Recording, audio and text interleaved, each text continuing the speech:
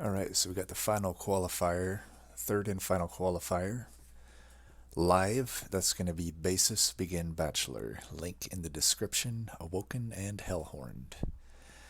Good luck to everybody trying to get that final spot. I know it can seem like it's a lot of pressure, but trust me, there are just an insanely, each time we do these tournaments, it gets more and more competitive, so don't feel too bad if you can't make it. Maybe, I don't want to really speculate too much, but maybe in the future we can open up the amount of slots or something like that. But right now, just four more slots left. It's going to be highly competitive, but don't let that scare you away. Just have fun with it. I think personally, I find this challenge, the whole no champion, no problem, a pretty fun one to play regardless. So above all, have fun, but also believe in yourself. Take your time. No need to rush.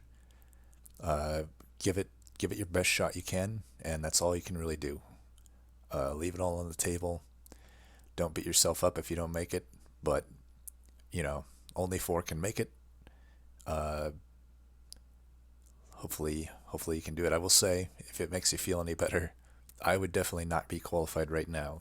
I played through these runs after just purposely failing, so I don't give anything away about the run. But um, I so far would not on the other two runs I would not have qualified. So don't feel too bad if it doesn't end up happening. That being said, let's go ahead and review the second qualifier finalists for the last one there.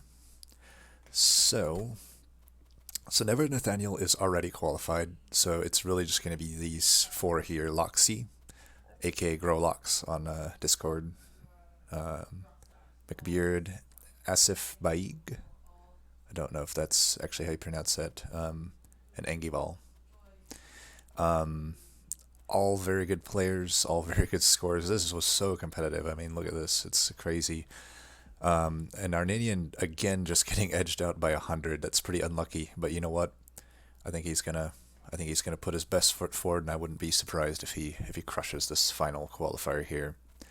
Um, let's take a quick look at what people did. Um, so Never Nathaniel, this was we'll see the rest, but this was pretty unique. He had 7 entombed explosive. Keep in mind these explode for 100 in this challenge, so that's not too bad at all. Especially when you figure that can chump block and that can just trigger a lot of harvests for this triple striking Wickless Baron. And then he's got the two Overgorges. This is, aside from the explosives, this is kind of what I did with when I did this. I did just Wickless Baron with multi-strike and Overgorger with multi-strike. And that seemed to be enough to really crush it, though I will say again, I did not get, I think I got like 44k or something like that when I did it. Had the Perils on holdover. That was pretty nice in that you could play this double stacked Furnace Tap without any real downside other than just waiting until you draw it. But with this thin of it looks like a pretty thin deck. Probably would have drawn it pretty consistently. And then there was a Wretch, probably just to bring back stuff for Overgorger, and then so on and so forth. As far as how he did, pretty much was even able to 4-turn Talos. That's pretty wild. I don't know if anyone else. We'll check, but I don't think anyone else was able to do that. That's, in my experience, even with like a challenge like this on Covenant 25, it's quite hard to actually flying kill the third ring boss. I'd find it's the one I'm least able to do. So pretty impressive to do that. 2-turn here, but 3-turn for the rest, and a 6-turn here. That's pretty insane. That's like hardly any turns at all. He had killed Seraph. So, and then a little bit of gold at the end, but probably really the big thing here was this, but especially this 6-turn boss rush, and just not taking any damage and pretty much 3-turning the rest, other than the one here. So very well done, Nate, as always. But technically, we're going to count Loxia as first place here just because Nate is already qualified. Loxia had a similar idea, but some differences here. So, Votivary, instead of the high amount of Entomb's explosives, he just had a Votivary, which would be a guaranteed harvest every turn, while also being draw positive, because remember the extinguish actually draws two in this case.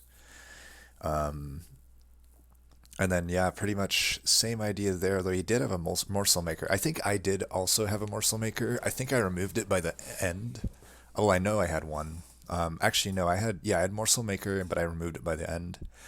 But definitely, I liked having the morsel maker just feeding the overgorger.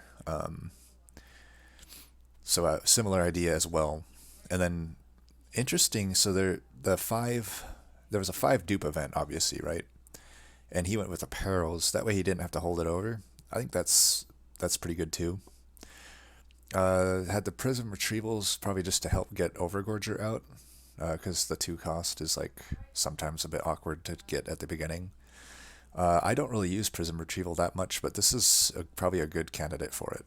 Other than that, he had the best card in the game, Cave In, so no wonder he did good.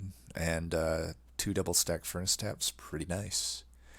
So first two he had to one turn it. That's not it's the first two are the least impactful to the score, but they're still like relevant. So probably lost a few points over Nate there. 3 turn versus the 4 turn, but then he actually had the edge here in Arcus because I think Nate had 3 turned Arcus, so he was able to 5 turn Arcus. That's pretty impressive. And then 5 turn Seraph, which is also very impressive, but Nate had the 1 extra turn there. So I think points lost here, a little bit here, and then gained a lot back here, but then lost just a little bit here. Is just how Nate had the edge there, but still very very impressive from Growlox here. I guess these buttons are deciding to work today. Have you ever noticed how it's like randomly these buttons just don't work? Maybe it's just me. And then we got McBeard coming in here, and he was one of the first to finish. He had like set the pace really here. So congrats to McBeard. He is our second qualifier for this one. Went with the Remnant Host on. I believe this is what I did as well, because it's just so good with the Baron. Had the Votivary, had Entombed Explosives, 4 of them. I wonder if he took the 5 or just took the 1 extra. Or maybe he took the 5 and removed a few. I'm not sure. Anyway, went strictly with the Baron here. Very interesting. Just sort of abandoned, or maybe even never took the Overgorger, and took the Tycoon out. Now, this is worth noting here. So look at the amount of gold he had left over at the end. So Tycoon would get 10 on each harvest. That got him a lot of gold, and that was an extra 2,000 amount of points. This is, I can tell that McBeard plays the daily challenges, because this is what you'll see a lot with the daily challenges. A lot of them, the way to get into that top 10 is the only real defining factor. If there's no flying kills, is everyone basically will kind of 3-turn everything in those daily challenges, and the really determining factor is how much gold they can leave at the end. And Wickless Tycoon's quite possibly the best at that. Paraffin and Thug is up there too, but probably Tycoon is the top. So he went with that strategy. Very interesting. It can be tough, especially on Cov 25.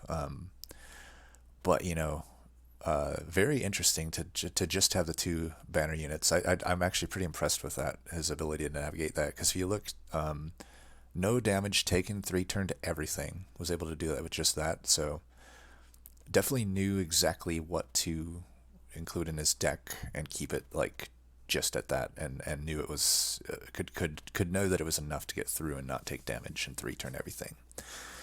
So he didn't really go for the flying kill strategy like the previous 2, just went for the hold gold and not take damage and 3-turn everything type strategy. Can't disagree with that either. It obviously worked out because he's qualified now, and then had the best card in the game, so no surprise there that he's qualified. And so that is our second qualifier. And Asif Baig, again, I don't know if I'm saying that name right. Feel free if you're watching this to correct me, my friend, because I will say I've noticed him on Reddit, and he's a pretty good community member. So just shout out to this user. Know that you're appreciated. I think you you just have I notice from time to time who's like really helpful, and this guy is one of them. He's like very helpful to everybody and very nice. So shout out to him or her. I don't know. Anyway, actually, yeah, kind of just a mix and mash of the previous ones. Went with a double Wickless Baron, a single Overgorger. Makes sense. I don't know if you need like necessarily everything, right? And then had the Morsel Maker, probably to feed the Gorger, and went with the Perils on a holdover. But didn't have the Furnace Tap. Interesting. I wonder if he did at one point and just figured he didn't need it because of the Wickless Baron and Overgorger already having multi-strike. That's certainly possible. Had the Umbra Stone. I had that too as well with my Overgorger. Just like blast out the entire wave. He had three. I'm going to go back also. We need to check who had the best Overgorgers. So he has 376. Keep in mind, you can really gorge a lot with this challenge. And then, yeah, let's see. So 3 turn, 3 turn, 3 turn, no damage. And then 5 turn the end. So probably he got his edge by getting that flying kill at the end. And we'll go, so that's the third qualifier, and then we got our final qualifier here, engeval. Let's see. Oh, very interesting. Went with a Lady of the House. But then still kind of standard things here. So his Overgorgers were quite big. 492 on this one with triple strike. That's a big boy. Had the Feast probably just to help get those gorges out. Went with the double Perils on holdover. Had some of this and also no Furnace Tap. But did have the Umbra Stone. I guess the Umbra Stone Furnace Tap might have been. I guess I kind of agree with just removing Furnace Tap. It does like kind of make the Perils iffy, but it's not too bad. Obviously, it worked out for them because they're qualified. As far as how he did, 6 turn also as well, just like Nate was able to 6 turn that end. Lost a few though here to 2 turns. It looks like there was just a couple 2 turns here that probably gave the other users ahead of him an edge, but it doesn't matter because he made it, so he's in. Congrats to engeval. And let's go take a look at a few of the others. Poor Darninian is just getting kind of unlucky here. So this is the second time now. If you'll notice the score here, 880 versus 730, just a little over 100 separating them. Same story with the last qualifier. I have full faith though that Darninian will pull it through here at this final one. I've noticed Darninian has finished like he's the very first one to finish in both of these. So I think if he just takes a little bit more time with this final qualifier, maybe lets some other people kind of take a first go at it, see what he's working with, I think that might work out for him, and I think he'll come through here. But anyway, he actually had the Molten Encasement. I think that's the first we've seen of that. I think I went with that too. And also just 3 Overgorgers actually. They were at pretty good amount of damage, but still not as insane as the last user's engevals. Kind of in that 200 range, but you don't really need more, right? Well, maybe you do. Maybe that was why he wasn't able to get that. But let's just take a quick look if there's anything else really notable. He does have the best card in the game. Has the Furnace Tap.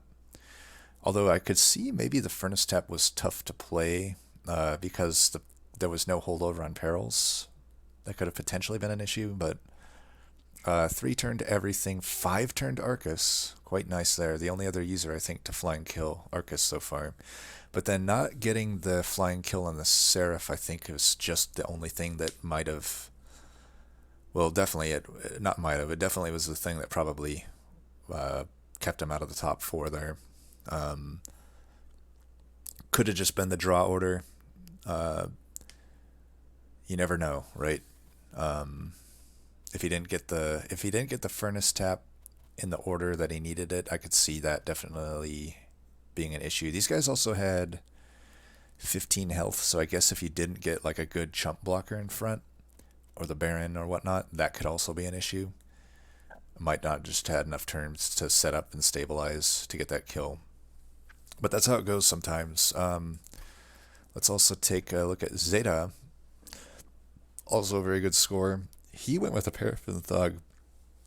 This was one I had thought about. It was like you're faced with the choice of a Paraffin Thug or a Wickless Baron at the start.